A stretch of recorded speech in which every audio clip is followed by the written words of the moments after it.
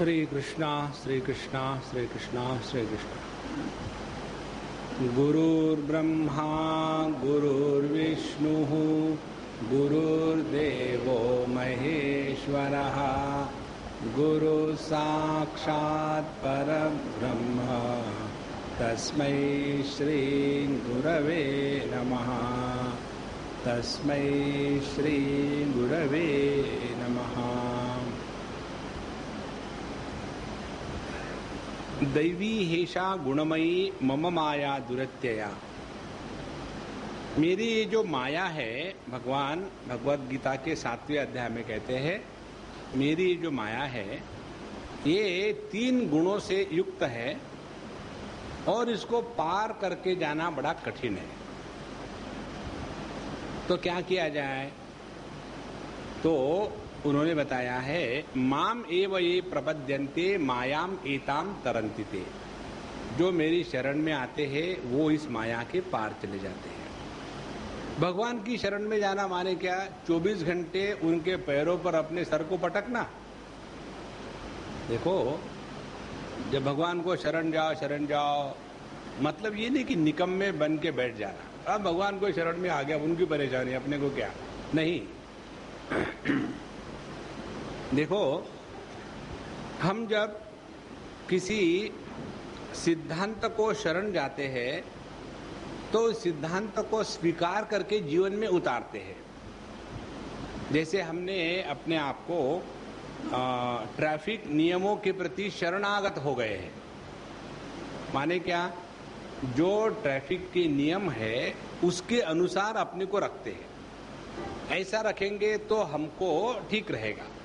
इसी प्रकार से भगवान को शरणागत होने का तात्पर्य है, भगवान ने जो शास्त्रों में बताया है उसको पढ़ना, समझना और उसके तात्पर्य पर पहुंचना। प्रत्येक वाक्य का तात्पर्य यदि हमको मालूम ना हो तो हम अंधेरे में भटकते हैं। तो क्या तात्पर्य है ये हमको जानना है। तो यहाँ 23वें श्लोक में भगवान बता रहे हैं 21वें अध्याय के, फलश्रुति रियम नृणाम न श्रेयो रोचनम परम श्रेयो विवक्षया प्रोक्तम यथा भैषज्य रोचनम उत्पत्त्यैव हि कामेषु प्राणेषु स्वजनेषु च आसक्त मनसो मर्त्या आत्मनो अनर्थ हेतुषु। हमारे शास्त्रों में बातें बताई है कि यदि आप अच्छा कर्म करोगे तो स्वर्ग में जाओगे, बुरा कर्म करोगे तो नरक में जाओगे। अब ये जो स्वर्ग नरक की बातें आती है, इसका तात्पर्य क्या है? हमको स्वर्ग नरक में भेजने के लिए है। तो कहते हैं कि श्रेय न श्रेयः, इसका वो तात्पर्य नहीं है।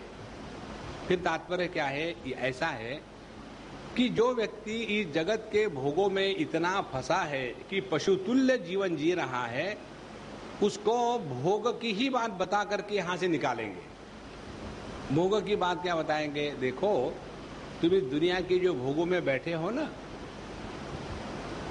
तुम्हारे ये इंद्रिय भोग की क्षमता हमेशा नहीं टिकने वाली।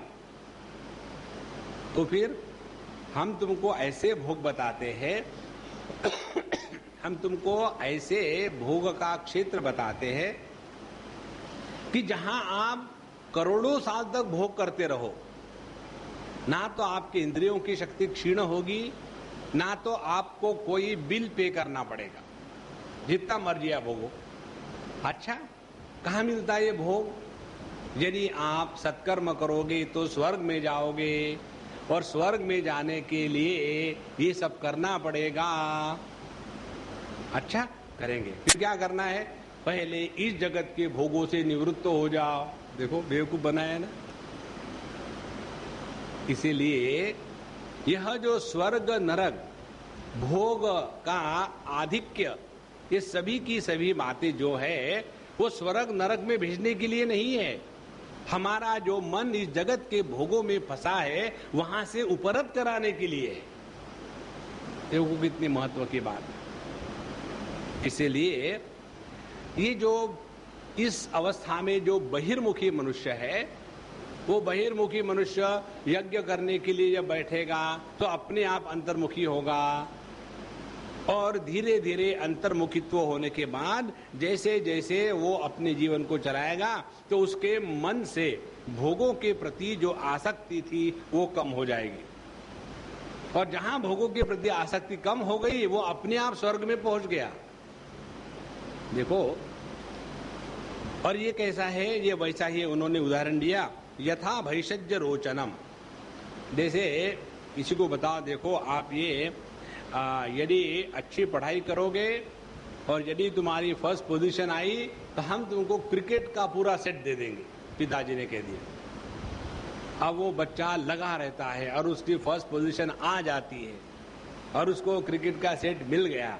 अब उसको लगा है कि अब तो मुझे पढ़ाई करके हर साल नई चीज लेनी है। अब पिताजी को वैसे भी देना तो था ही, ना दे के जाएंगे कहाँ, बाप बने हो तो खर्चा करो। तो उस बच्चे को रोचनार्थ उसको एक कोई लालच दिखा करके उसके द्वारा योग्य कार्य कराना। इसी प्रकार से स्वर्ग नरक ये जो दो विषय है इसके बारे में इसको समझ लेना। अब दूसरी बात इसमें यह आती है कि कई लोग कहते स्वामी जी ये स्वर्ग नरक बकवास तो होगी ना, वास्तविक तो नहीं होगा। किसने देखा है स्वर्ग, किसने देखा है नरक? ध्यान से सुनना। देखो, जब तक हम अपने को देह के रूप में स्वीकार करते हैं तब तक के स्वर्ग और नरक सत्य है। इस भ्रांति में मत रहना कि स्वर्ग नरक तो कल्पना मात्र है, ऐसा कुछ नहीं होता स्वर्ग नरक। नहीं, जब तक के हम देहात्म भाव से बैठे हैं तो देहात्म भाव से बैठना भी तो गलती है ना, लेकिन इस गलती को तो हम सत्य स्वीकार करते हैं। और जहां स्वर्ग नरक की बात है कहते हैं कल्पना है, तो ये कल्पना नहीं है यदि हम अपने आप को देहात्म भाव से बैठाते हैं। देखो, तो श्रेयो विवक्षया प्रोक्तम यथा वैषज्य रोचनम, हमारे भलाई के लिए ही स्वर्ग नरक का वर्णन आता है। इसमें हमारी क्या भलाई होती है? यदि ये बताया जाए कि आपने अमुक अमुक प्रकार के पाप कार्य किए तो आपको नरक में जाना पड़ेगा। अब नरक में हम चले जाएंगे, उसमें क्या बात है? मालूम है नरक क्या है? हमको नहीं मालूम, हम बताते हैं। वहां आपके पकोड़े बनाए जाएंगे और वो पूरा का पूरा एक पकोड़ा एक बड़े टेबल पर रखा जाएगा और वहां सभी के सभी वल्चर आके खाएंगे, लेकिन आप मरोगे नहीं। और वहां रौरव नरक है और एक एक नरक का ऐसा वर्णन है, 28 प्रकार के नरक है। जिनको इच्छा है जानने की 7वां स्कंद पढ़ ले, और अपना चॉइस है, बड़ा लंबा मेनू। तो जब उन नरकों का वर्णन आदमी सुनता है कि ऐसे ऐसे नरकों में जाकर के क्लेश भुगतने हैं, तो उसके डर के मारे आदमी ठीक व्यवहार करने लग जाता है। देखो, और केवल ये ही बात नहीं, दूसरी भी बात है। यदि आप स्वर्ग में जाना चाहते हो, अच्छा जीवन जीना चाहते हो, तो ऐसे ऐसे सत्कर्म करो तो स्वर्ग में जाओगे। अब इसका प्रभाव क्या हो गया? इसका प्रभाव ये हो गया कि पाप आचरण से निवृत्ति होने लगी और सत्कर्म में प्रवृत्ति होने लग गई। देखो, और सत्कर्म में एक बार प्रवृत्ति होते होते मन शांत पवित्र शुद्ध होने लग जाता है, और जब मन शांत पवित्र शुद्ध हो गया तो उस शांत पवित्र शुद्ध मन में परमात्मा के प्राप्ति की जिज्ञासा जागृत हो जाती है। परमात्मा के प्राप्ति की इच्छा जब भावना प्रधान होती है तब उसको भक्ति कहते हैं। भगवान के प्राप्ति की इच्छा जब ज्ञान प्रधान होती है तब उसको जिज्ञासा कहते हैं।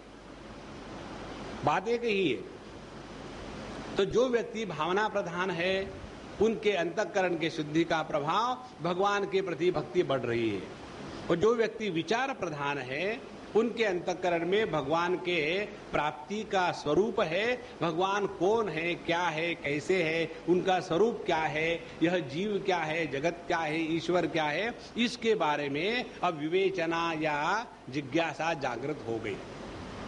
ये प्रयोजन है स्वर्ग नरक का। जब हमको प्रयोजन मालूम होता नहीं और हमने पढ़ तो लिया है, देखो स्वर्ग नरक कुछ नहीं होता, जो कुछ है यही है,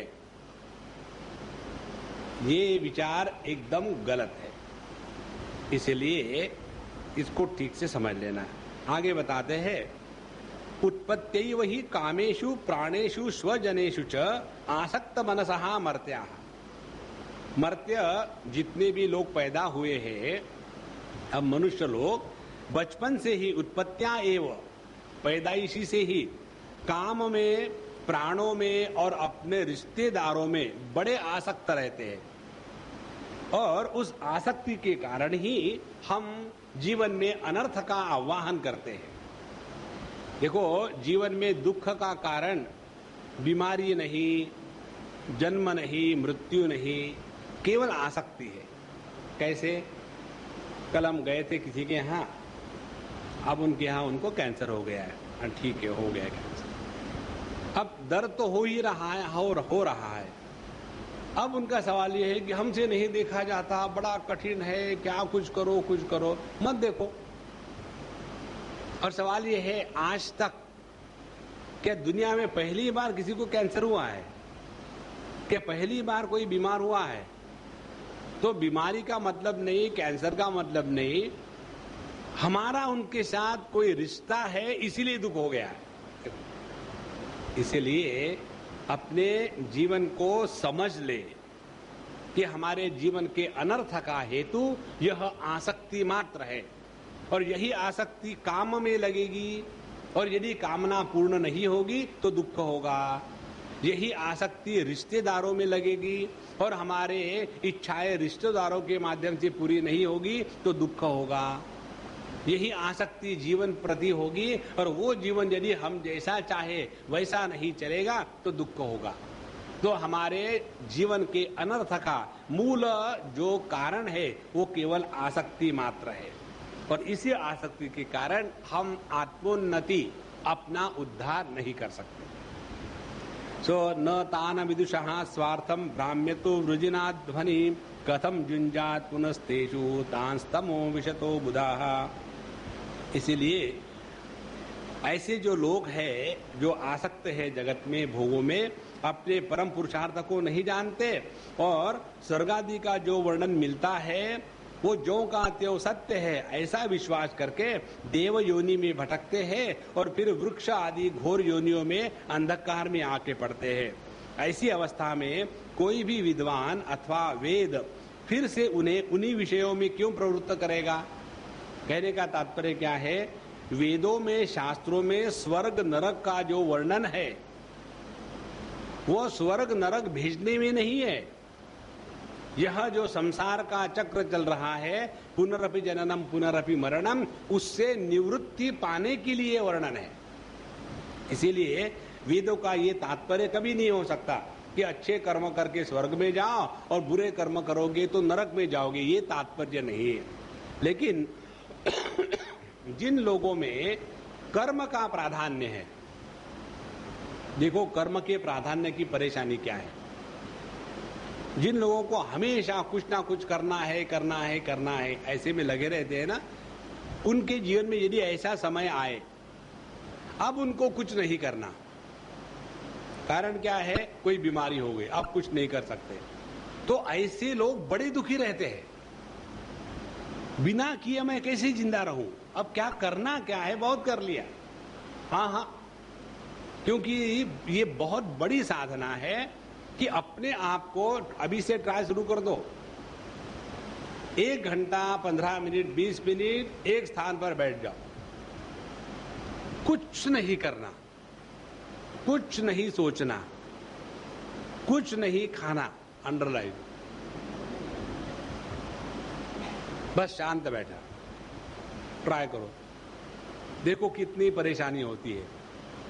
और इसी को फिर धीरे धीरे बढ़ाओ, और ये बढ़ाते बढ़ाते बढ़ाते आपको ये अनुभव आएगा कि देखो हम कितने व्यग्र रहते हैं जगत के कार्यकलापों में। और ऐसा जो व्यक्ति कर्म प्रधान है वो या तो घरों में कुछ ना कुछ करेगा, नहीं तो समाज में जाकर के उटपटांग करेगा और नेता बनेगा। इसलिए ये जो दुर्बुद्धि है, कर्मवादी लोग हैं, वो क्या कहते हैं, एवं व्यवसितम केचित् अविज्ञाय कुबुद्धयः फलश्रुतिम कुसुमिताम न वेदज्ञा वदन्ति। फिर वे बड़े बड़े स्वर्गों का वर्णन इत्यादि मानकर उसी को सत्य मानने लग जाते हैं और स्वर्ग का अभिप्राय नहीं समझा कि किस लिए इनको बताया है, और फिर उसी में भटकते हैं। यही विचार आपको भगवद गीता के 2वें अध्याय में मिलता है।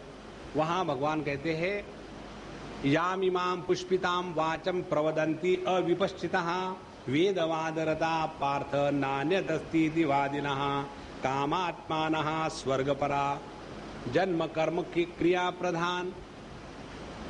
तो ये जो अज्ञानी लोग हैं और जो कर्म में फंसे हैं और अनेक प्रकार के भोगों में जिनका मन अटका हुआ है, ऐसे जो लोग हैं वे केवल कर्म कर्म कर्म करके पूरा जीवन बर्बाद करते और उन्होंने श्रुतियों का तात्पर्य जाना ही नहीं। और ऐसे वासनाओं में फंसे हुए हीन दीन लोभी पुरुष रंगे बिरंगे पुष्पों के समान स्वर्ग आदि लोगों का जो सब कुछ सच ही समझ बैठते हैं और अग्नि के द्वारा सिद्ध होने वाले यज्ञ याग आदि कर्मों में ही मुग्ध हो जाते हैं।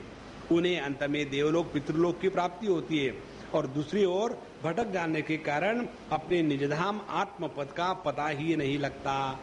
इसीलिए हे उद्धव, उनके बाद साधना तो केवल इतनी ही है, कर्म करो और उसका कोई फल है तो इंद्रियों की तृप्ति। तो ऐसे जो लोग हैं कर्म प्रधान, उनके जीवन में 2 ही बातें हैं, कुछ करो और भोगो, तीसरी कोई बात है ही नहीं। तो जो कर्म प्रधान है, कर्म करके इंद्रियों को तृप्त करने वाले हैं, वो केवल पशुतुल्य ही है। उनके जीवन में परमात्मा की कोई बात ही नहीं और उनकी आंखें धुंधली सी हो गई है।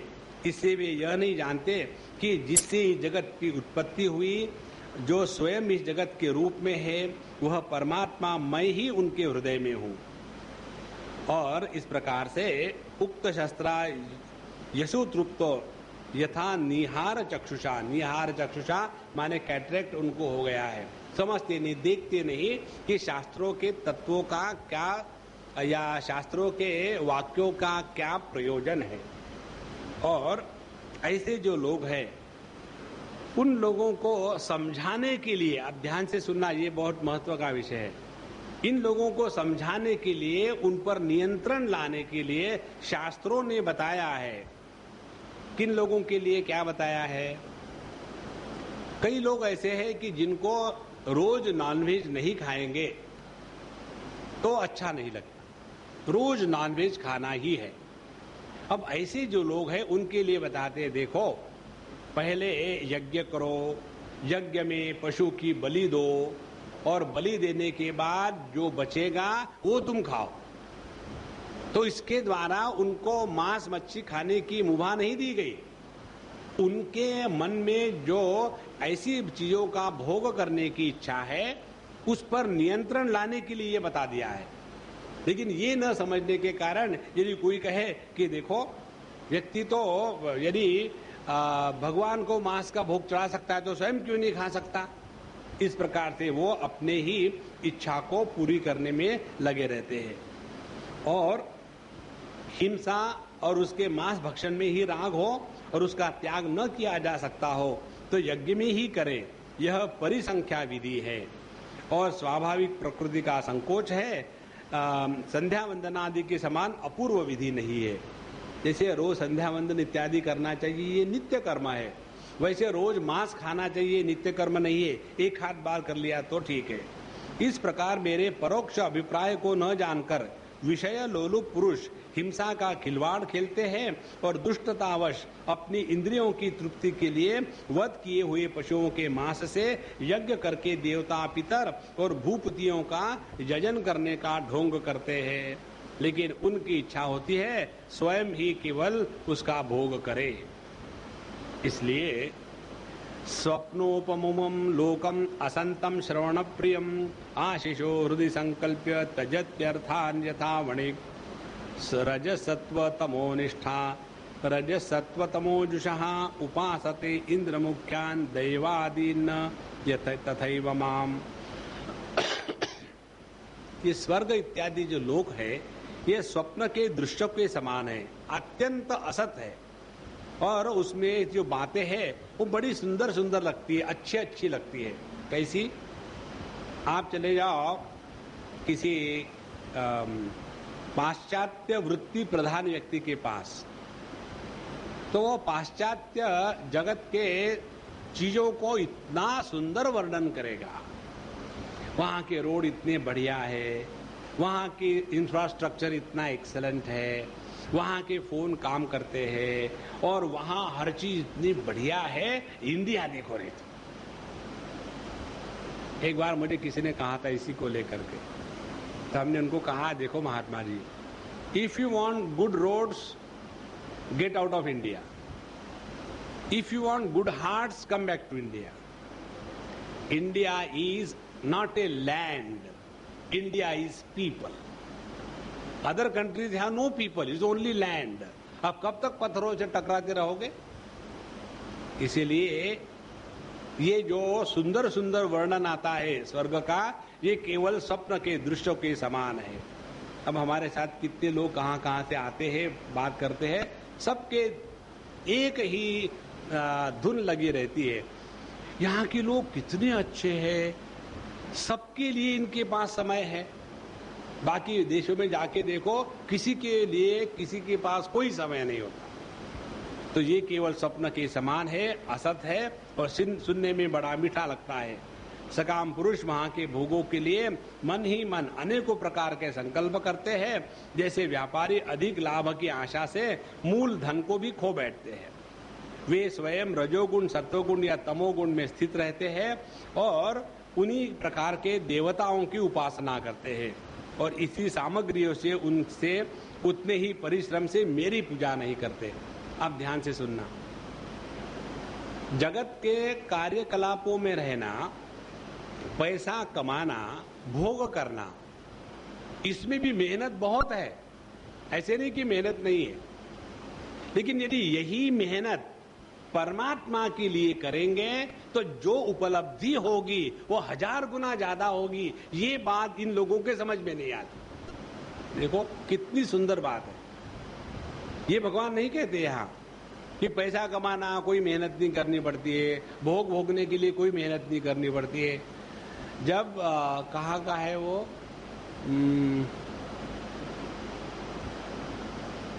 विले पार्ले के स्टेशन के बाहर का पान खाना है। कहा विचार आया मन में विचार आया है चर्च गेट पर और निकले वहां से। मेहनत तो पड़ती, फ्री थोड़ी मिलता है। वही पान खाएंगे और कुछ नहीं खाएंगे। तो इतनी मेहनत जो हम भोग इत्यादि के लिए करते हैं, वही यदि प्रभु की प्राप्ति के लिए करें तो हमको 1000 गुना उससे ज्यादा लाभ होगा। इस प्रकार से जब ये पुष्पिता वाणी और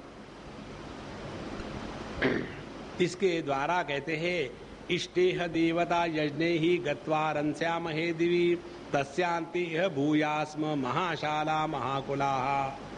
ध्यान से सुनना, भगवद गीता के 6वें अध्याय में बताया है कि जो लोग अच्छे कर्म करते हैं और अनेक स्वर्ग के भोग भोगतने के बाद फिर जन्म में फिर पैदा होते इस दुनिया में और श्रीमान घरों में, महाशाल बड़े बड़े अच्छे अच्छे घरों में पैदा होते, और इसीलिए स्वर्ग में जाना चाहिए, ये इसका तात्पर्य नहीं है। लेकिन ये लोगों की विचार कैसे है, कहते हैं कि ऐसी पुष्पिता वाणी माने फ्लावरी लैंग्वेज, होता कुछ नहीं। फ्लावरी लैंग्वेज कैसी होती है? जैसे हमको कई बार पत्र आते हैं, Swami ji, by the grace of the God and the blessings of my Guru and of course your good wishes, degradation. Everything is going on fine. This is Pushpita वाचम, उसमें होता दम कुछ नहीं। तो ऐसी पुष्पिता वाणी रंगी बिरंगी मीठी माठी बातें सुनते हैं और सोचते हैं कि हम लोकों में यज्ञों के द्वारा देवताओं का यजन करके स्वर्ग में जाएंगे, वहां दिव्य आनंद के भोग भोगेंगे। उसके बाद जब फिर हमारा जन्म होगा तब हम बड़े कुलीन परिवारों में पैदा होंगे, हमारे बड़े बड़े महल होंगे, हमारा कुटुंब बड़ा होगा, सुखी होगा। तब उनका चित्त क्षुब्ध हो जाता है और उन हेकड़ी जताने वाले घमंडियों के मेरे संबंधी की बातचीत भी अच्छी नहीं लगती। तो जिन लोगों का मन इन चीजों में फंसा है वो क्या कहते हैं, अभी से क्या तुम सत्संग में जाते हो। कई लोगों के लाइफ में यही प्रॉब्लम है, यदि थोड़ा कोई जवान व्यक्ति सत्संग में जाने लगे तो वही अभी से क्या सत्संग में जाते हो। सत्संग में तो तब जाना चाहिए जब, जैसे सैनिटोरियम में कब जाते हो तैसे, पागल खाने में कब जाते हो तैसे। अभी से क्या जाना, पहले पागल हो जाओ फिर पहुंच जाना। देखो, अपने जीवन में सत्संग के द्वारा अपने दृष्टि का परिवर्तन होता है। सत्संग के द्वारा अपने जीवन के लक्ष्य के बारे में स्पष्टता आती है। सत्संग के द्वारा साधना का क्रम समझता है और सत्संग के द्वारा जीवन का लक्ष्य उपलब्ध करने की जो साधना है वो समझ में आ जाती है। इसीलिए ये नहीं समझना चाहिए कि अब तो हम जवान हैं, अभी तो हम भोगों में लगे हैं, बाद में देखेंगे, जब बूढ़े होंगे तब गीता पढ़ेंगे। जब पढ़ना नहीं होगा, बड़े बड़े बायनाकुलर लगे होंगे तब गीता पढ़ेंगे, और जब सुनने के लिए होगा तब सत्संग आके सुनेंगे। और रात भर नींद नहीं आती तो सत्संग में नींद नहीं आकर देखो महाराज, अपने आप को धोखा मत दो। इसके बाद एक बहुत बड़ा महत्व का विषय भगवान प्रारंभ करते हैं। वेदा ब्रह्मात्म विषया त्रिकांड विषया इमे परोक्षवादा ऋषयः परोक्षम मम च प्रियम शब्द ब्रह्मे सुदुर्बोधम प्राणेन्द्रिय मनोमयम अनंत पारम गंभीरम दुर्विगाह्यम समुद्रवद मयोपबृंहितम भ्रूम्नाम ब्रह्मानंत शक्तिना भूतेषु घोष रूपेण विशेषु रूपेण लक्ष्यते। वेदों में मुख्य रूप से 3 प्रकार के विचारों का प्रतिपादन है। एक है कर्म का, दूसरा उपासना का और तीसरा ज्ञान का। और इन तीनों कांडों में जो विषय का प्रतिपादन है वो एक ही है, और वो है ब्रह्मात्मैक्य बोध। इसको ठीक से समझ लेना। हम भागवत महापुराण की बात कर रहे हैं, और ये भागवत महापुराण वैष्णवों का महत्व का ग्रंथ है। और वैष्णव कहते हैं कि भगवान से हम एक कैसे होंगे, हम तो दूर ही रहेंगे, एक नहीं होना चाहते। और भगवान ने स्वयं क्या कहा है देखो। इसीलिए अपने आप को धोखा ना दे बाबा, ध्यान से सुनना, बहुत महत्व की बात है। चाहे आप कर्म करो, चाहे उपासना करो, चाहे ज्ञान के मार्ग में जाओ, सबका प्रयोजन एक ही है, और वो प्रयोजन ये है अपने स्वरूप को ब्रह्म रूप से समझना। ब्रह्मात्मैक्य बोध का तात्पर्य है पहले अपने आप को ठीक से समझना कि मैं कौन हूं। तो व्यक्ति को समझ में आ जाता है कि ये जो पंचकोश है और पंचकोशों के जो विकार है और इन विकारों के द्वारा होने वाले जो अच्छे बुरे अनुभव है और ये अच्छे बुरे अनुभवों के साथ तादात्म्य करने वाला जो अनुभवी जीव है, ये मैं नहीं हूं। तो पहले हमने अपने आप को ये पंचकोश और छठवां जीवकोश इससे अलग करके आत्म रूप से समझ लिया। इसको कहते हैं आत्मज्ञान। उसके बाद अगली स्टेप आती है, यह जो मैं आत्मा हूं, इस आत्मा का स्वरूप क्या है। क्या ऐसा तो नहीं है कि मैंने तो अपने को आत्मा समझ लिया है। स्वामी जी, परेशानी ये है पब्लिक नहीं समझती मुझे अभी तक आत्मा। वो तो मुझे साधारण व्यक्ति ही समझते हैं। अब मेरी समस्या ये है, लोगों को मैं कैसे समझाऊं कि मैं आत्मा हूं। देखो, और इसकी दूसरी समस्या ये है, मैं तो आत्मा हो गया हूं, लेकिन पब्लिक नहीं बनती अभी तक आत्मा, वो तो अभी देह ही बनी हुई है। तो ये जो ज्ञान है आत्मा का, ये एकदम सरासर गलत है। 13वें अध्याय में भगवान श्री कृष्ण कहते हैं, क्षेत्रज्ञम चापि माम विद्धि सर्व क्षेत्रेषु भारत। क्षेत्र को जानने वाला क्षेत्रज्ञ, और हमारा देह क्षेत्र है, तो प्रत्येक देह में एक एक क्षेत्रज्ञ अलग अलग नहीं है। सभी क्षेत्रों को जानने वाला जो एकमात्र क्षेत्रज्ञ है वही सत्य है। इसी को कहते हैं ब्रह्मात्मैक्य बोध। तो जहां हमने अपने को आत्म रूप से पहचान लिया, उसके बाद इस आत्मा का स्वरूप क्या है, ध्यान से सुनना। इस आत्मा का स्वरूप ये है कि जिस प्रकार से इसने इन पंच महाभूतों को, इन पंच कोशों को और छठवें जीव के कोश को धारण किया है, वैसे ही जगत के संपूर्ण पंचकोश और छठवा जीव कोश, इनका जो एकमात्र आधार है वह मेरा स्वरूप है। ये बताने में शास्त्रों में कर्म, उपासना और ज्ञान के 3 खंड है। देखो, और इसको न करके यदि हम केवल द्वैत में ही भटकते रहे तो हमने भागवत महापुराण के एक भी शब्द का अर्थ नहीं ग्रहण किया। भागवत महापुराण का जो सबसे महत्व का पहला श्लोक है, उसमें स्पष्ट लिखा है, सत्यम परम धीमहि।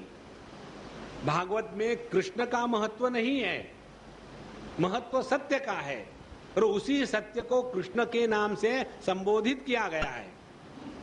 कृष्ण नाम की कोई व्यक्तित्व बात नहीं हो रही है। इसीलिए इस सत्य को पहचानने के लिए पहले अपने को पहचाने और फिर अपने स्वरूप का निर्णय कर ले, तो पता चलेगा कि जिसको मैं इस देह में परिच्छिन्न समझता हूं, वही मैं सभी का आधार है। इस प्रकार से वेदा ब्रह्मात्म विषया त्रिकांडा विषया इमे, और ये जो बात है ब्रह्म और आत्मा की एकता, ये सभी मंत्र दृष्टा ऋषि इसको खोलकर नहीं बताते, छुपा के रखते हैं। कारण क्या है? कारण कि ये है, हर चीज हर को बताना नहीं चाहिए। ध्यान से सुनना। कई बार ये बात हमको समझ में नहीं आती और हम कहते हम तो स्ट्रेट फॉरवर्ड है। स्ट्रेट फॉरवर्ड नहीं, बेवकूफ हो। हर एक चीज हर एक को नहीं बतानी चाहिए। इसके बारे में हमने आपको एक उदाहरण दिया था, आपको याद होगा तो। एक लड़की, उसके जीवन में कुछ अच्छी बुरी घटना हो गई और उसके बाद उसकी शादी हो गई। शादी होने के बाद वो मेरे पास आई, बोले स्वामी जी हमारी शादी हो गई, हमारे पति बड़े अच्छे हैं, सब कुछ ठीक है, सब कुछ ठीक है, मेरा मन एक जगह काट रहा मुझे। क्या हो रहा? बोले स्वामी जी किसी को मत बताना, मैंने अभी तक किसी को नहीं बताई, आपको बता रही हूँ। बताओ क्या है? बोले ऐसा ऐसा हो गया था, तो मैं सोचती हूँ कि मैं अपने पति को बता दूं। हमने कहा बिल्कुल मत बताना, कोई जरूरत नहीं बताने की। बोले क्यों? बोले मैं मारूंगा तुमको। नहीं माने नहीं। बोले ठीक है स्वामी जी, वो हमारी हर बात मानती है। और उसके बाद धीरे धीरे धीरे समय चलता गया। 1 साल, 2 साल, 6 साल, 8 साल, 10 साल, 1-2 बच्चे हो गए। और 8-10 साल के बाद पति पत्नी में झगड़े प्रारंभ हो जाते। और उसमें जो घटिया पति होते हैं ना, वो अपने पत्नी के मैके की, उसके माँ बाप को लेकर के घटिया घटिया बातें बोलते हैं। इसके साथ भी वही हो गया। घटिया पतियों की बात कर रहा हूं। स्वामी जी, क्या पति अच्छे भी होते हैं? तो ये जो घटिया महाराज थे, इसने उसको ताने सुनाना शुरू कर दिया। तुम्हारे घर के माँ बाप ऐसे ही होते, यही सिखाया था। शादी के समय ये कहा था कि इतने गहने देंगे, कौन से दिए? झूठ तुम हो, तुम्हारे माँ बाप है, रोज का रोज वो चिक चिक चिक चिक शुरू। और उसके बाद वो मेरे पास फिर आई, बोले Swami ji I don't know how to thank you. ऐसे डोंट थैंक देम। बोले अब मुझे समझ में आया आपने जो बताया और जो मैंने अपने जीवन में स्वीकार किया उसका फायदा क्या है। उस समय में यदि भोले भाले मन से उनको बता देते कि ऐसा ऐसा हादसा मेरे साथ हुआ था, तो पूरे जिंदगी भर उन्होंने मुझे जिंदा नहीं रहने दिया। देखो, इसीलिए ये समझदारी की बात है, हरेक को हर बात बतानी नहीं चाहिए। इसीलिए शास्त्र भी सभी को ब्रह्मात्म की बात नहीं बताते, क्योंकि पहले अधिकार होना चाहिए। इसीलिए मुझे भी यह जो सूक्ष्म विषय है सबको नहीं बताते और गुप्त भाव से बताते हैं, और ये गुप्त भाव से बताना ही अत्यंत अभिष्ट है सबके लिए। क्योंकि जो अधिकारी नहीं है उसको बात बता दी जाए तो उसका वो गलत अर्थ निकाल करके अपने स्वार्थ में प्रेरित हो जाता है। अच्छा, अब यहां से अत्यंत सूक्ष्म विषय है, संपूर्ण जगत का निर्माण केवल शब्द से हुआ है। इसके बारे में यहां बहुत शॉर्ट में दिया है। एक ग्रंथ है कश्मीरी शैवाइज्म का, जिसको ईश्वर अद्वैतवाद कहते हैं। उसमें एक ग्रंथ है, उसमें उन्होंने जितने शब्द है क ख ग घ च छ ज झ न ट ठ ड ढ न त थ द ध न प फ ब भ म य र ल व श स स ह ल और अ आ इ ई उ ऊ ए ऐ ओ औ अम रो रो लू, ये जितने भी स्वर व्यंजन और अंतस्थ उष्म जितने भी वर्णमाला के वर्ण है, उनके प्रत्येक का उद्गम कहां से है और प्रत्येक शब्द में कौन सी शक्ति जागृत करने की क्षमता है, एक बहुत विस्तार से ग्रंथ है। उसका वर्णन यहां भगवान कर रहे हैं। यहां बताते हैं कि शब्द ब्रह्म सुदुर्बोधम प्राणेन्द्रिय मनोमयम अनंत पारम गंभीरम दुर्विगाह्यम समुद्रवत। जो शब्द ब्रह्म है वही वेद है। देखो, शब्द ब्रह्म माने क्या? परमात्मा, ब्रह्म माने परमात्मा। ब्रह्म की या परमात्मा की जो पहली अभिव्यक्ति है वो शब्द के माध्यम से है। बाइबल में जो विचार आता है ना, in the beginning was the word and the word was with the Lord and the Lord is the word, तो वो वर्ड क्या है वो यहां आता है। तो वेदों का नाम है शब्द ब्रह्म, और वही मेरी मूर्ति है, और इसका रहस्य समझना बड़ा कठिन है। इसीलिए भागवत को भगवान की वांग्मयी मूर्ति कहा गया है। और इसमें बताते हैं ये शब्द ब्रह्म की उत्पत्ति कैसे होती है। पहले परमात्मा की अव्यक्त स्थिति है परावाणी। इस परावाणी में शब्द का अभी निर्माण नहीं हुआ, लेकिन शब्द के निर्मिति की क्षमता है, वो है परावाणी। और योग शास्त्र के अनुसार उसका स्थान है अपने मूलाधार चक्र में। उसके बाद ये जो परावाणी है ये थोड़ी स्फुटित होने लग जाती है, और तब यह परावाणी की अभिव्यक्ति अपने नाभि में, जहां मणिपुर चक्र है, वहां होने लग जाती है, लेकिन वहां अभी भी स्पष्टता नहीं आई। उसके बाद यह जो पश्चंती वाणी है, इस पश्चंती वाणी की जब और स्थूलता के तरफ गति होती है तो यह पश्चंती वाणी मध्यमा का रूप लेकर के अपने कंठ में प्रवेश करती है। और इस मध्यमा वाणी में शब्द और उसका अर्थ दोनों ही विचारात्मक होते हैं, शब्दात्मक होते हैं, वृत्त्यात्मक होते हैं। जैसा हम कल्पना करते हैं कि यदि कलकत्ते का रसगुल्ला मिल जाए तो कितना मजा होगा। तो ये जो मजा आ रहा है कलकत्ते के रसगुल्ले का, तो कलकत्ते का रसगुल्ला शब्द है और उसका जो अर्थ है वो भी विचार ही है, वास्तविक वस्तु नहीं है। ये हो गई मध्यमा वाणी। और मध्यमा वाणी फिर और जब स्थूल रूप धारण करती है तब वो वैखरी में आ जाती है। और वैखरी वाणी में शब्द और उसका अर्थ भिन्न होते हैं। जैसे शब्द है माइक और उसका अर्थ ये वस्तु, ये शब्द और अर्थ भिन्न हो गए। इस प्रकार से वेदों का जो स्वरूप है परा से लेकर के वैखरी तक धीरे धीरे स्थूलत्व को प्राप्त हो जाता है। देखो, इतना सूक्ष्म विचार आपको किसी भी ग्रंथों में नहीं मिलेंगे। तो मध्यमा और इस प्रकार से तीन प्रकार से वाणी उत्पन्न हो गई। परावाणी जो है वो प्राणमय है, पश्चंती वाणी जो है वो मनोमय है, और मध्यमा वाणी जो है वो इंद्रियमय है। देखो, ये बहुत सूक्ष्म विचार है। परावाणी प्राणमय है, माने जब हमारे प्राण चलते हैं, कोई बच्चा पैदा हो गया और यदि रोया नहीं तो हम कहते हैं इसको रुलाओ पहले। रोना माने क्या? अब उसके प्राण चालू हो गए। जहां प्राण प्रारंभ हो गए वहां जीवन प्रारंभ हुआ। तो जिस देह में जीवन है वहां परावाणी का अधिष्ठान खुल गया, इसीलिए परावाणी प्राणमय है।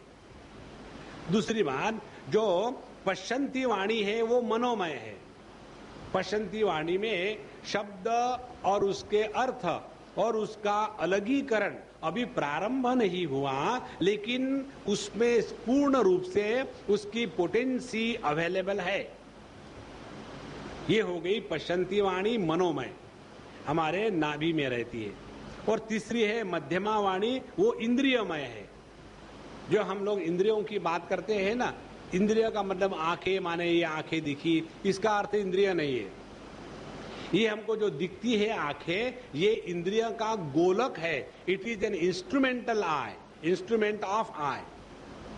आंखें है हमारे मन में देखने की जो क्षमता है उसको आंखें कहते हैं। इसीलिए हमारी जो मध्यमा वाणी है वो इंद्रियमय है, और इसीलिए जो सपना हम देखते हैं इस मध्यमा वाणी से देखते हैं। तो सपने में अनेक प्रकार के भोग भोगते हैं, तो वो भोग कौन से इंद्रियों के द्वारा भोगते हैं? वहां तो स्थूल देह के साथ तादात्म्य नहीं है, फिर भी सपने में सभी प्रकार के हमको अच्छे बुरे अनुभव आते हैं। इसका कारण ये है कि हमारी मध्यमा वाणी इंद्रिय स्वरूप है, इंद्रियमय है, और समुद्र के समान सीमा रहित और गहरा है यह विषय, और उसका था लगाना बड़ा कठिन है। इसीलिए बड़े बड़े लोग भी इसमें चक्कर काट जाते हैं। उद्धव, मैं अनंत शक्ति संपन्न एवं स्वयं अनंत ब्रह्म हूं। मैंने ही वेदवाणी का विस्तार किया है। जैसे कमलनाल में पतला सा सूत होता है, वैसे ही वेदवाणी प्राणियों के अंतःकरण में अनाहत नाद के रूप में प्रकट होती है, और भगवान हिरण्यगर्भ स्वयं वेद मूर्ति एवं अमृतमय है। उनकी उपाधि है प्राण, और स्वयं अनाहत शब्द के द्वारा उनकी अभिव्यक्ति हुई। तो जिसको हिरण्यगर्भ समष्टि को लेकर के कहते हैं, वही हिरण्यगर्भ हमारे व्यक्तित्व में, हमारे अनाहत चक्र में अनाहत ध्वनि के रूप में होता है, और वहीं से ही संपूर्ण जगत की अभिव्यक्ति हो गई। तो हमारे अनाहत ध्वनि जिस अनाहत चक्र में होती है, ये हमारे व्यक्तित्व का प्रारंभ है।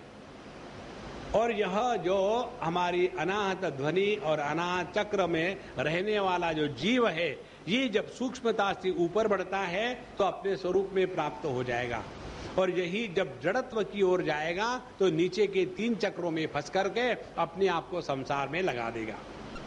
तो ये कैसे संभव है? तो बताते हैं, आकाशात घोषवान प्राणो मनसा स्पर्श रूपिणा छंदोमयो मृतमयः सहस्त्र पदवी प्रभुम ओंकाराद व्यंजित स्पर्श स्वरोश्वांतस्थ भूषिताम।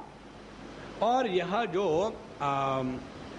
अनाहत ध्वनि की अभिव्यक्ति है वे वैसे ही निकलती है जैसे मकड़ी के मुख से निकलती है जाल, और फिर उसको वो अपने आप अंदर में खींच लेती है। वैसे ही स्पर्श आदि वर्णों का संकल्प करने वाले मन रूप निमित्त कारण के द्वारा हृदय आकाश से अनंत अपार अनेक मार्गों वाली वैखरी वाणी वेद वाणी को स्वयं ही प्रकट करते हैं और फिर उसे अपने में लीन कर लेते हैं। वह वाणी हृदय सूक्ष्म ओंकार के द्वारा अभिव्यक्त होती है। अब देखो, ये जो अनाहत ध्वनि है, अनाहत ध्वनि माने उसको निर्माण करने के लिए किसी की आवश्यकता नहीं। जैसे समझो हमने एक ही हाथ लिया और इससे आवाज निकालने का प्रयत्न किया तो नहीं होगा, तो हमको कोई दूसरी वस्तु चाहिए। हमने इसको मारा तो आवाज आए, इसको कहेंगे आहत ध्वनि। अनाहत ध्वनि माने अपने आप स्वयं निर्मित जो ये है आवाज है, उसको कहते हैं अनाहत ध्वनि। इस अनाहत ध्वनि से ही आगे बढ़ करके भिन्न भिन्न प्रकार के जो शब्द है वो निर्माण होते हैं। कौन से शब्द है बताते पहले। ये वाणी ओंकार रूप से अभिव्यक्त होने के बाद क से लेकर के म तक 25 ये है वर्ण। क ख ग घ 5, च छ झ झ न ट ठ ड ढ न त थ द ध न प फ ब भ म।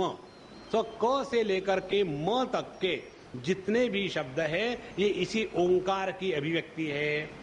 उसी प्रकार से जो स्वर है अ से लेकर के औ तक 9 है, तो ये अ आ ई उ ऊ रु रु लु ए ऐ औ, ये 9 जो है स्वर। उसके बाद उष्मा है श श स ह, ये श श स ह जो है इसमें श श और स इन तीनों का भेद अनेक गांव की बोलियों में नहीं होता और इसके कारण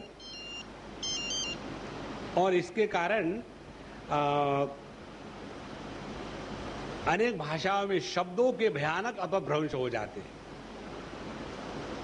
जैसे तमिल भाषा में ले लो, उसमें क ख ग घ कोई फर्क है ही नहीं। तो जब तमिलियन पढ़ते हैं तो कहते हैं द फर्स्ट क, द सेकंड क, द थर्ड घ, तो उनको क ख ग ये समझ ही नहीं सकते। उसी प्रकार से हमारे बंग बंधु स को श कहेंगे, स सुकृत माने अच्छा कर्म, सुकृत माने विष्ठा। देखो सोनाली सोनाली, तो यह जो स श स ये उष्मा है। उसके बाद आता है अंतस्थ, अंतस्थ है य र ल व, और इन वर्णों से इसी एक ओंकार का विस्तार हुआ है। इसीलिए ओम ये शब्द का जब हम उच्चारण करते हैं तो सभी के सभी वाणी को एकत्र करके अपने स्वरूप में वापस चले जाते हैं। इसीलिए ओंकार की साधना बड़ी महत्व की कही गई है, जहां व्यक्ति दीर्घ और निरंतर ओम का जप करता है, धीरे धीरे उस ओम के शब्द के कारण अपने आप में समा जाता है। इसका यही कारण है कि उसी ओम से संपूर्ण जगत निर्माण हुआ है और उसी ओम में संपूर्ण जगत वापस लौट के आ जाता है। उसके बाद बताते हैं, यह जो वैखरी वाणी विस्तृत हो गई इन 52 वर्णों के द्वारा, फिर यह वाणी आगे जाकर के अनेक छंदों में अभिव्यक्त होती है। कौन से छंद है? गायत्री, उष्णिक, अनुष्टुप, बृहति, पंक्ति, त्रिष्टुप, जगति, अतिछंद, अत्यष्टि, अति जगति, विराट। ये जो हम श्लोक पढ़ रहे हैं ना, ये जो श्लोक है इसमें से मुख्य रूप से अनुष्टुप छंद में है। जैसे भगवद गीता के जो श्लोक है, धर्म क्षेत्रे कुरुक्षेत्रे समवेतायुत्सवः मामका पांडवाश्चैव किम कुर्वत संजय। इसमें 8 शब्दों में अलग अलग करके 8 चौक 32 इकट्ठे हो गए कि 32 वर्णों का जो छंद है उसको अनुष्टुप छंद कहते हैं। इसी प्रकार से भिन्न भिन्न छंदों की निर्मिति इन्हीं वर्णों के द्वारा हो गई है। और वेदवाणी कर्म कांड में क्या विधान करती है, उपासना कांड में क्या विधान करती है, किन देवताओं का वर्णन करती है और ज्ञान कांड में किन प्रतीतियों का अनुवाद करके उनमें अनेकों प्रकार के विकल्प करती है, इन बातों को, इन संबंध में श्रुति के रहस्य को मेरे सिवा कोई नहीं जानता। अब ध्यान से सुनना, भगवान बताते हैं 3 बातें। वाणी तो वही है, वही एक मूल आधार है। उसी एक मूल आधार से ही चाहे ज्ञानी व्यक्ति अच्छे विचारों का आदान प्रदान कर रहा हो, चाहे बेवकूफ अपने गालियां दे रहा हो, उन सब का मूल आधार वही है, उसमें कोई फर्क नहीं। अब यहां बताते हैं, ये जो वेदवाणी है इसमें मूल रूप से 3 विषय का प्रतिपादन है, कर्म का, उपासना का और ज्ञान का। तो कर्म में कौन से मंत्र या किस कर्म किस प्रकार से करना चाहिए, यही वेदवाणी बताती है। उसी प्रकार से उपासना कांड में उपासना हमेशा देवता प्रधान होती है।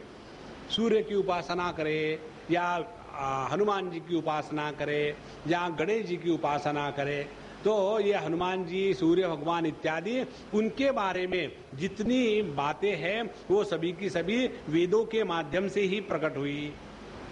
उसी प्रकार से ज्ञान कांड में कैसे विचार करके अपने स्वरूप में पहुंच जावे, युक्ति प्रयुक्तियों की बात, ये भी बात केवल उपनिषदों की वाणी ही बताती है। लेकिन इसका मूल और संपूर्ण तात्पर्य सभी के सभी लोग नहीं जान पाते, ये केवल मैं ही जान पाता हूं। इसीलिए मैं तुमको स्पष्ट बताता हूं कि सभी श्रुतियां कर्म कांड में मेरा ही विधान करती है। देखो, भगवद गीता के 3 अध्याय में भगवान ने बताया है, यज्ञार्थात् कर्मणोन्यत्र लोकोयम कर्म बंधनः तदर्थम कर्म कौन्तेय मुक्त संग समाचर। हे अर्जुन, जो कर्म यज्ञ के लिए नहीं किए जाते हैं वही बंधन का कारण बनते हैं। इसीलिए यज्ञ के लिए कर्म करो तो बंधन में नहीं आओगे। यज्ञ किसको कहते हैं? यज्ञ भगवान को कहते हैं। तदर्थम कर्म कौन्तेय, माने कर्म का जो कर्म योग हमको बनाना है, तो कर्म का कर्म योग बनाने की प्रक्रिया ये है कि जो कर्म हम स्वार्थ से प्रेरित होकर के भोग के लिए कर रहे हैं, उसके स्थान पर वो सभी के सभी कर्म भगवान की आराधना के लिए यदि करेंगे तो वही कर्म कर्म योग बनकर हमको भगवान के प्राप्ति कराएंगे। देखो कितनी सरल बात। इसीलिए यह जो कर्म है, कर्म कांड में केवल मेरा ही विधान है।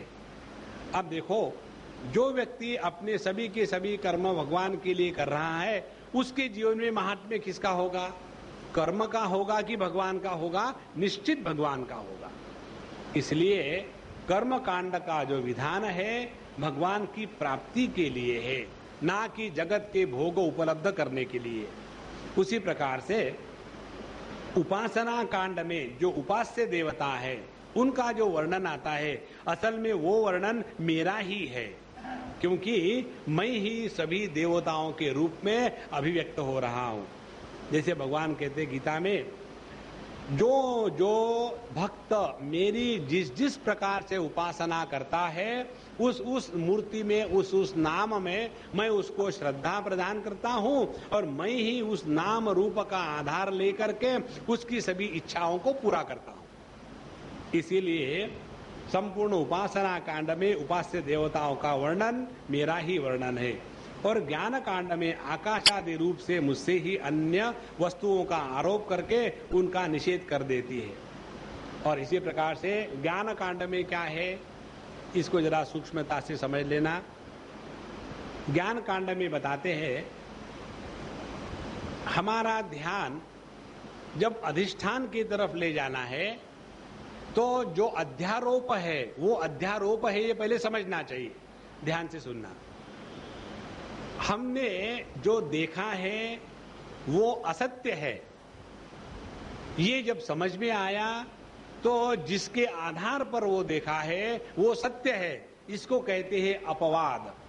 उदाहरण के लिए, हमने जब समझो अंधेरे में कोई सांप देखा, रज्जू सर्प का उदाहरण है, अंधेरे में हमने कोई सांप देखा, तो उस सांप को मारने के लिए हम जब जाएंगे तो हाथ में टॉर्च लेके जाएंगे।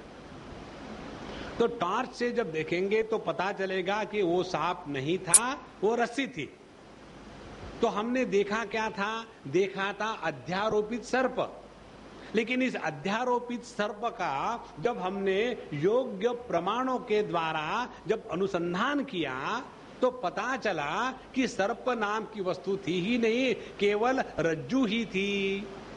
इसी प्रकार से हम देख क्या रहे हैं? जगत को देख रहे हैं। लेकिन इस जगत का जब हम योग्य प्रकार से अनुसंधान करेंगे, कैसे योग्य प्रकार से? जब हम इस जगत का योग्य प्रमाणों के द्वारा अनुसंधान करेंगे तो ये जगत क्या है, कैसा है, इसके जब अनुसंधान में लगेंगे तो पता चलेगा जगत नाम की नित्य परिवर्तनशील वस्तु कोई है ही नहीं, केवल मैं के ही आधार पर यह इदम की सृष्टि अवलंबित है और इस सब का आधार मैं मात्र है। इस प्रकार से अध्यारोप अपवाद की प्रक्रिया से ज्ञान कांड में केवल मेरा ही वर्णन हुआ है और संपूर्ण एतावान सर्ववेदार्थः शब्द आस्थाय माम विधाम माया मात्र मनोद्यांते प्रतिषिध्य प्रसीदति। इसीलिए संपूर्ण श्रुतियों का बस इतना ही तात्पर्य है कि वे मेरा आश्रय लेकर मुझ में ही भेद का आरोप करती है, माया मात्र कहकर के उनका अपवाद करती है और अंत में सबका निषेध करके मुझ में ही शांत हो जाती है और केवल अधिष्ठान रूप से मैं ही शेष रह जाता हूं। इसीलिए संपूर्ण वेदों का विषय है केवल परमात्मा और इस परमात्मा का वर्णन प्रतिपादन तीन प्रकार से हुआ है, कर्म के माध्यम से, उपासना के माध्यम से और ज्ञान के माध्यम से। जो व्यक्ति ज्यादा उटपटांग प्रधान है उनके लिए कर्म, जो व्यक्ति भावना प्रधान है उनके लिए उपासना और जो व्यक्ति विचार प्रधान है उनके लिए ज्ञान कांड। लेकिन सबका प्रयोजन तात्पर्य केवल मेरे प्रतिपादन में है और मेरा प्रतिपादन कैसा? आत्म रूप से, और इसी को कहते हैं ब्रह्मात्मैक्य बोध। जब हम भगवान को अपने से भिन्न रख करके पहचानेंगे तो क्या होगा? पहली बात, भगवान हो जाएंगे जड़ और हम हो जाएंगे चैतन्य। दूसरी बात, जब भगवान हमसे दूसरे रहेंगे, अलग रहेंगे, तो उनका डर हमेशा बना रहेगा। तीसरी बात, यदि भगवान हमसे अलग होकर के रहेंगे तो हमेशा हमको उनके पास जाना पड़ेगा और पता नहीं वो वहां है कि नहीं। इसीलिए भागवत शास्त्र के अनुसार भगवान की प्राप्ति जब तक के आत्म रूप से नहीं होती तब तक के हमारी साधना अभी अपूर्ण है। इस प्रकार से भगवान ने इस 21वें अध्याय में जितने भी गुण है, दोष है, स्वर्ग नरक, अच्छे कर्म बुरे कर्म, उसके बाद अनेक प्रकार के विषय वेदों में, इन सब का तात्पर्य क्या है? वेदे रामायणे चैव पुराणे भारते तथा आदावन्ते च मध्ये च हरिः सर्वत्र गीयते। वेद लो, पुराण लो, महाभारत लो, रामायण लो, सब में आदाऊ अंते मध्य च, प्रारंभ में, मध्य में और अंत में हरि ही सर्वत्र गीयते, केवल भगवान का ही वर्णन हो रहा है। उसमें ना तो कर्म का वर्णन है, ना तो उपासना का वर्णन है, ना तो ज्ञान का वर्णन है। इन तीनों के माध्यम से एक ही परमात्मा का प्रतिपादन हो रहा है। इस प्रकार से इस 21वें अध्याय में भगवान ने बहुत सूक्ष्म तत्वों का प्रतिपादन किया है। अब हम लोग 22वें अध्याय में प्रवेश करते हैं। यहाँ ये जो विषय है बहुत ही रोचक है और विशेष करके उनके लिए कि जो शास्त्रों का अध्ययन विस्तार से करना चाहते हैं। और जो शास्त्रों का अध्ययन बिस्तर से करना चाहते हैं उनको इसमें मजा नहीं आएगा। शास्त्रों का अध्ययन बिस्तर से करना माने बिस्तरे पर लेट करके भगवत गीता पढ़ना, तो बिस्तरे से करो। और जो विस्तार से चाहते हैं उनके लिए यहाँ उद्धव जी प्रश्न पूछते हैं अब 22वें अध्याय में, कति तत्वानि विश्वेश संख्यांतान ऋषिभिः प्रभो नई नवैकादश पंच त्रीण्या तत्त्वमिह शुश्रुम केचित् षड्विंशति प्राहुः अपरे पंचविंशतिं सप्तैके नवषट् केचित् चत्वारे एकादशापरे केचित् सप्तदश प्राहुः षोडशैके त्रयोदश एतावत्त्वं हि संख्यानां ऋषयो यद्विवक्षयां गायन्ति पृथगायुष्मन् इदं नो वक्तुमर्हसि। इन 3 श्लोकों में उद्धव जी ने प्रश्न पूछे हैं कि हे भगवान विश्वेश्वर, ऋषियों ने अनेक प्रकार से तत्वों की संख्या बताई है। कोई तो कहते हैं कि 9 तत्व है, कोई कहते 11, कोई कहते 5 है, कोई कहते 3 है, कोई कहते 28 है, कोई कहते 26 है, कोई कहते 25 है, कोई 7, कोई 9, कोई 6, कोई 4 बताते, कोई 11 बताते हैं। इस प्रकार से भिन्न भिन्न ऋषियों ने अनेक प्रकार से इन तत्वों की संख्या अलग अलग बताई। कोई कहता 16, कोई कहता 15, कोई कहता 13, कोई कहता 17। अब हम इसमें से किसको पकड़े? हम तो पहले ही कंफ्यूज है। और फिर इन तत्वों की संख्या को लेकर के फिर अनेक मत हो गए। आप हमको बताइए कि असली बात क्या है। इसके ऊपर भगवान कृष्ण का जो उत्तर है बहुत ही सुंदर है। भगवान श्री कृष्ण कहते हैं, युक्तम च सन्ति सर्वत्र भाषन्ते ब्राह्मणा यथा मायाम मदीयाम मुद्गृह्य वदताम किन्न दुर्घटम नैतदेवं यथा तत्वं यदहं वश्मि तत्तथा एवं विवदताम हेतुं शक्तयो मे दुरत्यया यासां व्यतिकरादासीत् विकल्पो वदताम पदम प्राप्ते शमपदेप्येति वादस्तम अनुशाम्यति। उद्धव जी महाराज सुनो, वेदज्ञ ब्राह्मण इस विषय में जो भी कहते हैं वो सब ठीक है। पहला सिद्धांत, जब हम किसी भी संतों के पास जाते हैं कुछ भी पूछने के लिए या सुनने के लिए, तो इस दृष्टि को लेकर जाना चाहिए। वो जो बता रहे हैं वो ठीक है, हमको समझ में नहीं आता वो बात अलग है। लेकिन हमारा क्या है, हम किसी ना किसी दुराग्रह में फंसे हुए, और दुराग्रह में फंसने के कारण हम सोचते हैं ऐसा ही ठीक होगा, बाकी सब गलत है। इसी के कारण संप्रदाय बने हैं। अब जैसे है ना कि अद्वैत संप्रदाय, विशिष्ट अद्वैत संप्रदाय, द्वैत संप्रदाय, निम्बार्काचार्य, वल्लभाचार्य, मध्वाचार्य, शंकराचार्य, और उसके बाद अनेक प्रकार के धर्म, ये सभी के सभी इसलिए बने हैं कि हमने किसी एक चीज को पकड़ के इतना रखा है कि उसको सत्य कहने के लिए बाकी को गलत कहना शुरू कर देते हैं। लेकिन ये समझना चाहिए कि प्रत्येक साधु संत ने उस समय के उन व्यक्तियों को जिस भाषा में समझ में आएगा उस भाषा में उस समय वैसा बताया था, गलत नहीं हो सकता। तो वेदज्ञ ब्राह्मण इस विषय में जो कुछ कहते हैं वो सभी ठीक है, क्योंकि सभी तत्व सब में अंतर्भूत है। मेरी माया को स्वीकार करके क्या कहना असंभव है। जैसा तुम कहते हो वो ठीक नहीं, जो मैं कहता हूं वही यथार्थ है। इस प्रकार जगत के कारण के संबंध में विवाद इसलिए होता है कि मेरी शक्तियां सत्व रजस तमस आदि गुण, उनकी वृत्तियों का रहस्य लोग समझ नहीं पाते, इसीलिए अपनी अपनी मनोवृत्ति पर ही आग्रह करके बैठते हैं। देखो, जो दुराग्रह है ना, ये अज्ञान का फल है। और इसीलिए यदि कोई कुछ कहे कि नहीं ये गलत है तो उसको मार डालो, और यदि कोई गलत भी आदमी हो उसने अपनी बात मान ली तो ये अच्छा है। ये जितनी पार्टियां होती है ना, पॉलिटिकल पार्टियां, उसका यही सिद्धांत है। जब अपना उल्लू ठीक हो रहा हो तो वो आदमी अच्छा है, नहीं तो खराब है। उसके पश्चात बताते हैं, सत्व आदि गुणों के क्षोभ से ही विविध कल्पना रूप प्रपंच जो वस्तुतः नहीं है, केवल नाम रूप से खड़ा हो जाता है। देखो, ये जरा ध्यान की बात है। मेडिटेशन करने की किसी को इच्छा हो तो इस विषय को लेकर के बहुत अच्छा मेडिटेशन होता है। जगत के बारे में जो चिंतन होता है वो वृत्ति के रूप में होता है, और जो वृत्ति है वो शब्द रूप होती है।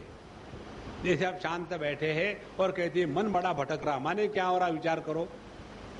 मन भटकता है। अब उनके यहाँ में गया था, उसने ऐसा कहा था, वो ऐसा कहेगा तो मैं ऐसा कहूंगी, उसने ऐसा कहा तो मैं फिर वैसा करूंगी, फिर लेकिन वो ऐसा क्यों करता है? हम सबसे ज्यादा अपने आप से ही बोलते हैं, किसी से नहीं बोलते। अब अपने आप से बोलना बंद करो। कैसे? जैसे सत्संग में सोते हैं, अपने आप से बोलना बंद कर दिया कि वृत्तियां शांत हो गई। वृत्तियां शांत हो गई लेकिन सोए नहीं, तो कहां पहुंचे? अपने स्वरूप में पहुंच गए। इसीलिए वादो न अवलंब्यः, इस जगत में किसी के साथ कोई वाद विवाद ना करे। सबसे महत्व की बात है अपने मन की शांति। शांत मन ही परमात्मा के अभिव्यक्ति का योग्य उपकरण बनता है। तो ये सत्व रजस तमस, इनमें जब क्षोभ हो जाता है, जब उसमें विक्षेप हो गया, उसी के कारण अनेक नाम शब्द का अब उत्थान प्रारंभ हो गया। देखो, सुषुप्ति अवस्था में हमारी वाणी परावाणी में लीन हो जाती है, और उस सुषुप्ति अवस्था में जब हम खर्राटे मारते हैं, खर खर, किसी को जल्दी थोड़ी होती है, खर खर खर खर खर खर, और अगला परेशान है। जो परेशान है वो विचार कर रहा है, और जो परेशान नहीं वो शांत है, क्योंकि विचार नहीं कर रहा। विचार इसलिए नहीं कर रहा है कि उस शब्द का कुछ अर्थ नहीं ढूंढ रहा है। देखो, जो खर्राटे मार के सो रहा है उसका शब्द की तरफ ध्यान ही नहीं, और जिसने उस शब्द को सुना है वो उसको लेकर के विचार कर रहा है। ये लेकिन इतना जोर से क्यों खर्राटे मारते, धीरे क्यों नहीं? उसको उठाओ, इतना जोर से क्यों खर्राटे मारते? मैंने कहा खर्राटे मारे, उसको मालूम तक नहीं। तो जहां हमने अपने मन में शब्दों को तिलांजलि दी है, एक भी शब्द का आदर ना करें, केवल शांत रहे, इतनी सरल साधना है, सरल साधना है। एक क्षण मेरे से कुछ कुछ कुछ को अंदर चल रहा है। इसीलिए संपूर्ण जगत का निर्माण होता है बाहर से नहीं, निर्माण होता है इन शब्दों के माध्यम से। इसीलिए मौनम व्याख्या प्रकटित पर ब्रह्म तत्वम युवानम, परमात्मा का प्राकट्य होता है मौन में। और मौन है केवल शब्द का ही अभाव नहीं, बल्कि मन में विचारों का या वृत्तियों का जो अभाव है वही मौन है। तो गुणों के क्षोभ से जो वस्तु नहीं है, नाम है मात्र, वो खड़ा उठ जाता है, और यही वाद विवाद करने वाले का विवाद का विषय है। जब इंद्रियां अपने वश में हो जाती है और चित्त शांत हो जाता है, तब यह प्रपंच भी निवृत्त हो जाता है, और इसी की निवृत्ति के साथ सारे वाद विवाद भी मिट जाते हैं। देखो, इसीलिए आप लोगों में पति पत्नी के साथ झगड़ा हो रहा हो तो एक साधना शुरू कर दो, सो जाओ, बढ़िया बढ़िया रहेगा। ना किसी झगड़ा करना है, ना कोई प्रूव करना है। हमने एक ऐसा कपल देखा, उनके पत्नी की यही कंप्लेन थी, स्वामी जी इनके साथ रहने में मुझे बिल्कुल इंटरेस्ट नहीं आता। क्या हो गया? झगड़ा भी नहीं करते। क्यों तुम झगड़ा नहीं, तुमको प्रोत्साहन नहीं देती हो? बोले मैं बहुत ट्राई करती हूँ, जहां मैंने इसे झगड़ा किया है सो जाते। बोले किससे झगड़ा करूं? देखो, सामने वाला जब दाद दे ना, तब तो खुजली में मजा आता है, नहीं तो नहीं मजा आता। तो जहां हमारा इंद्रिय गण शांत हो गया, मन के विक्षेप शांत हो गए, और हमारी वाणी अपने परावाणी में निवृत्त हो गई, वहां ये जगत समाप्त हो गया। देखो, और वहां रह करके फिर इस जगत में व्यवहार करो तो आप किसी को ना दोस्त कहोगे, ना किसी को दुश्मन कहोगे, ना कोई अपना होगा, ना कोई पराया होगा। उस दृष्टि से जब जगत का दर्शन करते हैं तब उसको कहते हैं जीवन मुक्त पुरुष। जीवन मुक्त पुरुष भी जगत में रहते हैं, वो भी खाना खाते हैं, सोते, उठते, बैठते, चलते हैं, बोलते हैं, लेकिन जो हम लोगों के अंतःकरण में किसी को अपना, किसी को पराया, जो दोस्त या दुश्मन बनते हैं, वो उनके अंतःकरण में क्यों निर्माण नहीं होते? क्योंकि उनके अंतःकरण में शब्द जालम महारण्यम चित्त भ्रमण कारणम, ये शब्द का जाल वहां नहीं होता। इसलिए सारे विवाद तब निवृत्त हो गए जब इंद्रियों पर नियंत्रण आ गया, मन शांत रहने लग गया। ध्यान से सुनना, जब जब आपके जीवन में डिप्रेशन आया है तब वह रोग है। डिप्रेशन में भी मन शांत हो जाता है, लेकिन वो डिप्रेशन शांति नहीं है, वो रोग की स्थिति है। इसलिए जब हमारा मन प्रसन्न हो, किसी प्रकार के विषयों का चिंतन नहीं चल रहा है, हमारे इंद्रिय अपने पूरे काबू में हो, उस समय की जो स्थिति है वही परमात्मा की उपलब्धि का द्वार है। और हे उद्धव जी महाराज, तत्वों का एक दूसरे में अनुप्रवेश है, इसीलिए वक्ता तत्वों की जितनी संख्या बतलाना चाहता है उसके अनुसार कारण को कार्य में और कार्य को कारण में मिला करके अपनी इच्छित संख्या सिद्ध कर लेता है।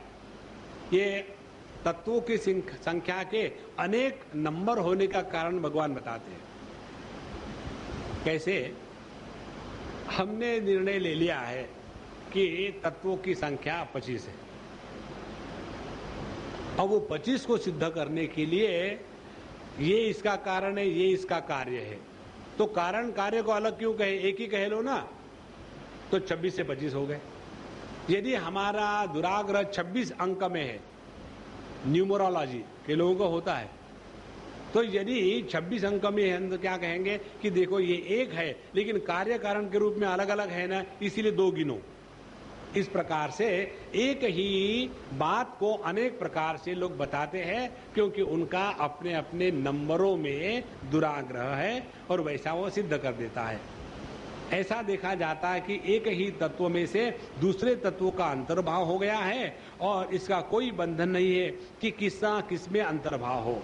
कभी घटपट आदि कार्य वस्तुओं का उनके कारण मिट्टी सूत आदि में, तो कभी मिट्टी सूत आदि घटपट आदि कार्यों में अंतर्भाव हो जाता है। इसलिए वादी प्रतिवादियों की जिसके वाणी ने जिस कार्य जिस कारण में अथवा कारण को कार्य में अंतर्भूत करके तत्वों की जितनी संख्या स्वीकार की है वह हम निश्चय ही स्वीकार करते, क्योंकि उनमें उनका उपादान युक्ति संगत ही है। कहने का तात्पर्य क्या है? चाहे कोई 4 तत्व कहे, चाहे कोई 24 कहे, इसके झगड़े में ना पड़े। कोई कहे कि नहीं जी अद्वैत वेदांत ही सत्य है, कोई कहे नहीं जी विशिष्ट अद्वैत ही सत्य है, कोई कहे नहीं जी हम तो द्वैतवादी है, कोई कहे नहीं जी हम तो पुष्टि मार्गी है। तो पब्लिक को झगड़ा करने दो, आप दूर से देखो। किसी के भी वाद विवाद में उलझने का कोई मतलब नहीं। ध्यान रखना है अपने स्वरूप के तरफ। और ये जो इतने वाद विवाद संप्रदाय फैले हैं ना, इसका कारण मालूम है क्या है? उनको भी तो अपना दुकान चलाना है।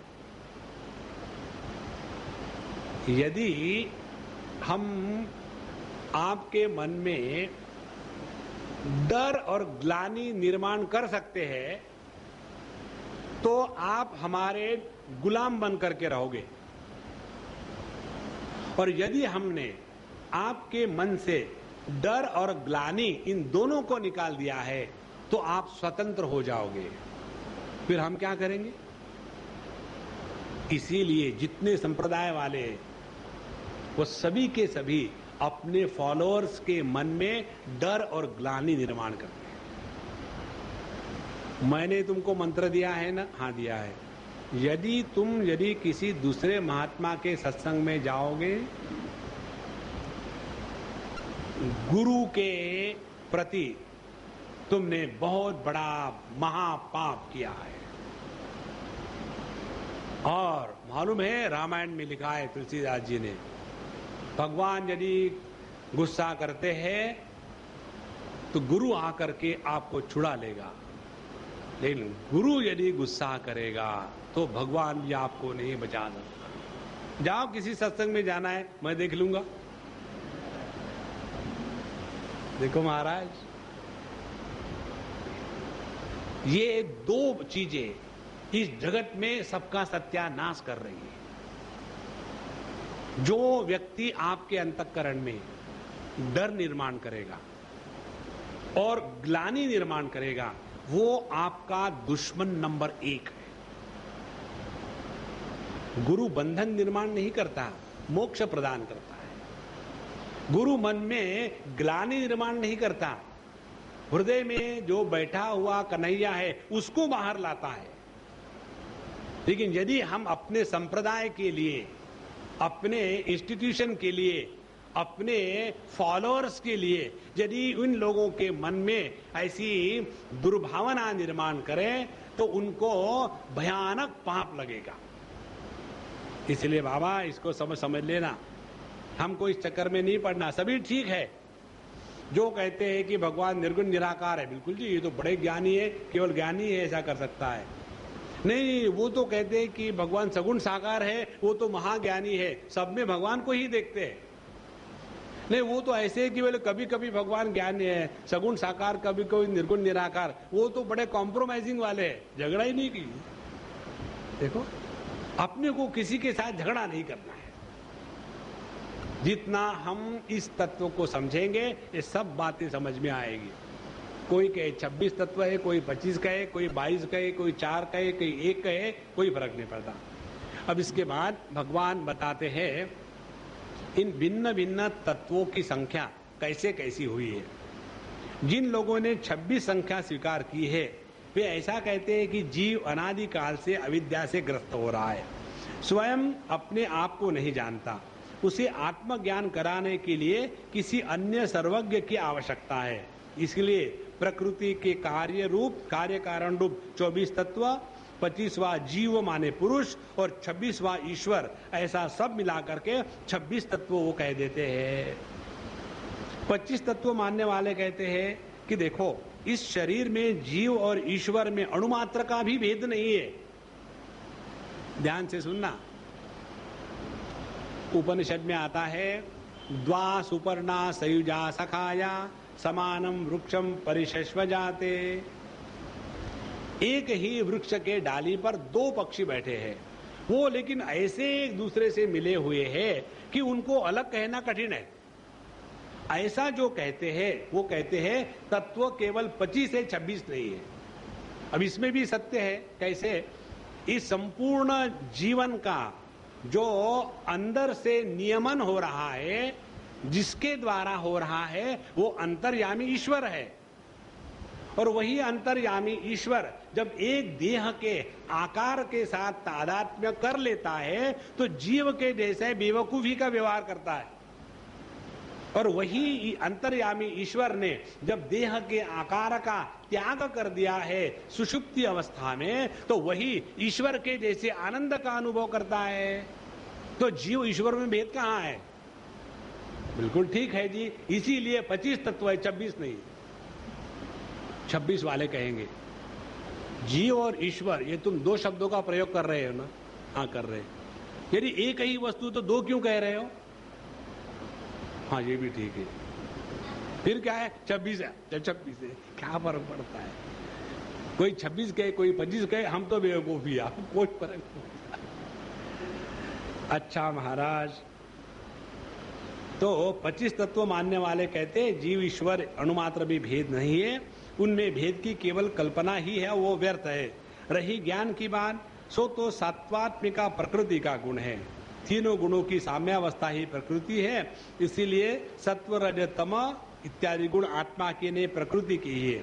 इन्हीं के द्वारा जगत की उत्पत्ति स्थिति प्रलय हुआ करते हैं। इसीलिए ज्ञान आत्मा का गुण नहीं है, प्रकृति का ही गुण सिद्ध होता है।